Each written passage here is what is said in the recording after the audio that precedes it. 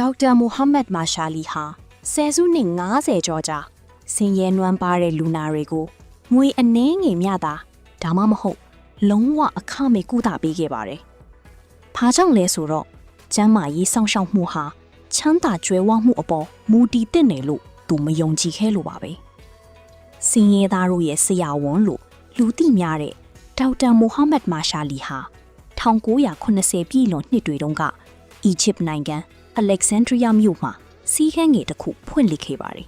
။တာမန်မိသားစုတွေစီးကူးတောင်းမှုခံယူနိုင်ဖို့သူ့ရဲ့အခကြီးငွေတွေကိုအလွန်နီးပါးအောင်သတ်မှတ်ထားခဲ့ပါတယ်။တခါတည်းရမှာလူနာတဦးကိုအမေရိကန်ဒေါ်လာ$2သာကောက်ခံပြီး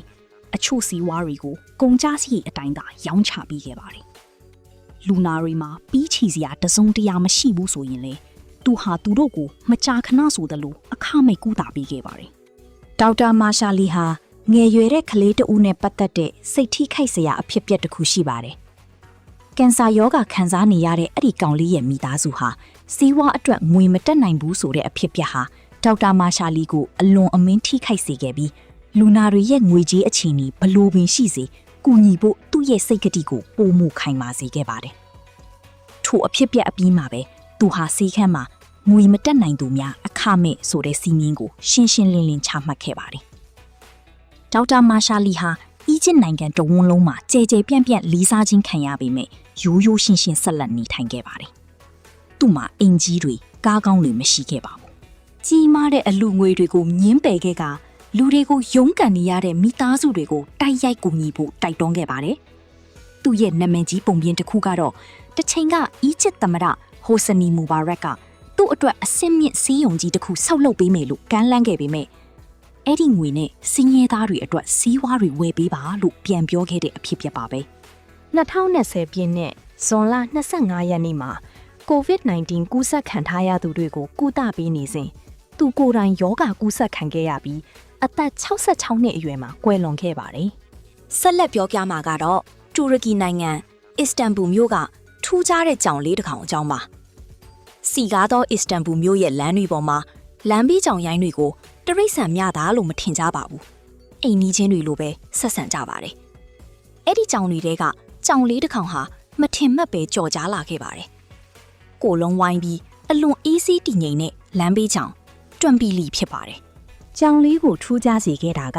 ရဲစွမ်းတတ်သည့်ဒါမှမဟုတ်လှဲကွက်တွေမဟုတ်ပါဘူးသူ့ရဲ့မယုံနိုင်လောက်အောင်လူသားဆန်တဲ့ထိုင်ပုံပဲဖြစ်ပါတယ်သူဟာလေကားထစ်တွေဘီးဆောင်တန်းနေပေါ်မှာပေါ်ပေါ်ပါပါမှီညမ်းထိုင်လေးရှိပြီးအလွန်အေးအေးဆေးဆေးနေတတ်ပါတယ်တနည်းလုံးအလုတ်လုတ်ပြီးနောက်ကဘာကြီးကိုငေးမောနေတဲ့အဖိုးအိုတဦးနဲ့တူပါတယ်ဇိုင်ဘာဘီရက်ွက်ကိုဖြတ်တန်းသွားလာသူတွေဟာသူ့ကိုချက်ချင်းပဲနှစ်သက်သွားကြပါတယ်ခရီးသွားတွေကတက်ပုံရိုက်ဖို့ရက်တန့်ကြပြီးဒေသခံတွေကလည်းနေ့စဉ်နှုတ်ဆက်ကြပါတယ်သူ့ရဲ့ပေါ့ပေါ့ပါပါကိုဟန်အနေအထားဟာအင်တာနက်ပေါ်မှာတဖြည်းဖြည်းကြော်ကြားလာခဲ့ပါတယ်တွမ်ပီလီဟာသူ့ရဲ့ထင်ရှားတဲ့ကိုဟန်နဲ့ဖြီလျှော့နေသည့်ဓာတ်ပုံဟာကမ္ဘာတဝန်းလူမှုမီဒီယာတွေပေါ်ကိုပြန့်နှံ့သွားခဲ့ပါတယ်2016ခုနှစ်မှာတွမ်ပီလီတည်ဆုံသွားတဲ့အခါအစ္စတန်ဘူမြို့ရဲ့တုံ့ပြန်မှုကအံ့အားသင့်ဖွယ်ပြင်းထန်ခဲ့ပါတယ်ဒေသခံတွေကသူ့အမြဲထိုင်လေးရှိတဲ့နေရာအနီးမှာပန်းတွေတင်ကီတတွေနဲ့သတင်းစကားတွေလာရောက်ချထားခဲ့ကြပါတယ်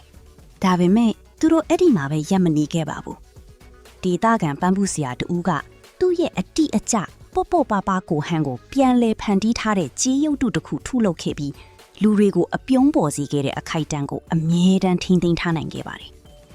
ဒီကြောင်လေးရဲ့ရုပ်တုဟာဒီနေ့ထက်ထိအစ္စတန်ဘူမြို့မှာတည်ရှိပြီးဘဝရဲ့တီးငယ်တဲ့ပျော်ရွှင်မှုတွေအနားယူတတ်တဲ့အကျင့်ရဲ့တန်ဖိုးကိုသတိပေးနေစေပါတွမ်ပီလီဟာကြောင်တကောင်မျှတာဖြစ်ပေမဲ့သူ့ရဲ့ပုံရိပ်ကကဘာတဝန်းလုံးကလူတွေရဲ့နှလုံးသားကိုထိမိစေခဲ့ပါတယ်